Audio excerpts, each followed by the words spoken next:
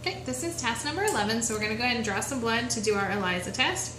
So the first thing that we want to do is label our tube with Rico's name and today's date.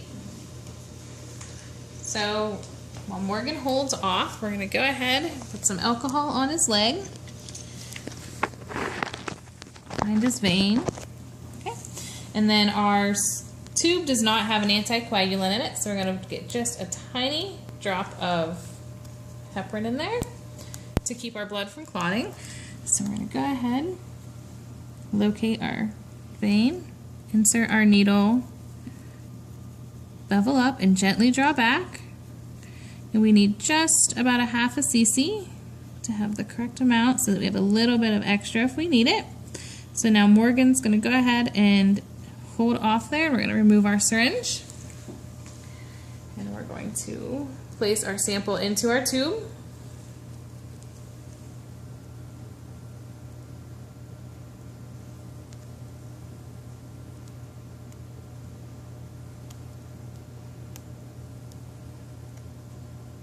Okay.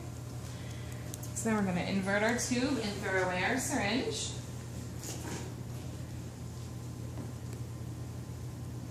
Okay. Then we're going to go ahead and come over to our test here.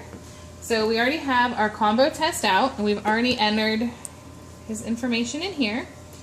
So we're going to go ahead and take off our top, and per the instructions we need 3 drops of blood, and this little pipette actually comes in the package with it. So 1, 2, and 3.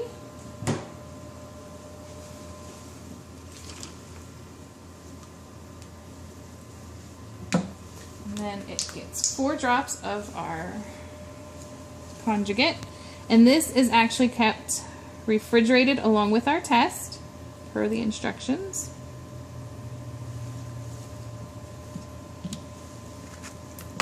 And we're going to go ahead and close that up and just gently invert our sample, and we are going to dump it right here in this bottom well. Make sure we get all of that in there. And it's going to slowly climb up our test strip. And then once it completely fills our center here, and we see it just starting to come into the top circle, we'll go ahead and snap that. So while we're waiting, we're going to select our test, which is our feline combo. And then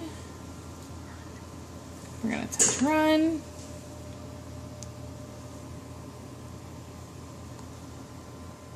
And we can just now see it, so we're going to go ahead and give it a nice snap down. Well, maybe we'll set it down here for more. There we go.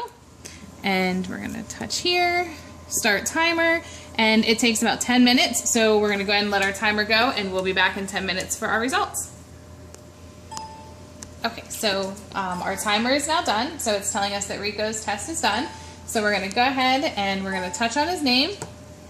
And it's going to tell us that everything, if you compare the results, everything is negative.